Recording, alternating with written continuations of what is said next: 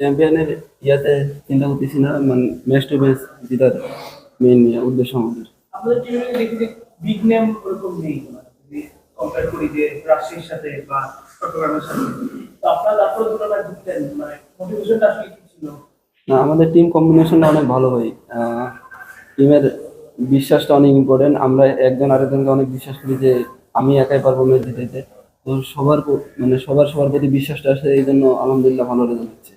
গতকালকের তুলনায় আজকে ব্যাটিংটা একটু কঠিন মনে হলো কিনা? কালকে তো আমরা অনেক রান দেখেছি, আজকে কিন্তু প্রত্যেকটা ম্যাচে রানগুলো কম হচ্ছে। হ্যাঁ, আজকে একটু উইকেটটা সিমিং উইকেট ছিল। তো ঢাকা ডিভিশন অনেক ভালো জায়গায় বল করছে, মুভমেন্টও ছিল বলের, এই জন্য একটু ব্যাটিং করতে সমস্যা হচ্ছিল।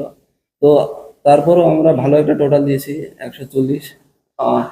আমরা ফিল্ডিং এর সময় বোলিং প্ল্যান ছিল যে আমরা ভালো জায়গায় বল করলে ইনশাল্লাহ ডিফেন্ড করতে পারবো। তো আলিম এটাই ছিল।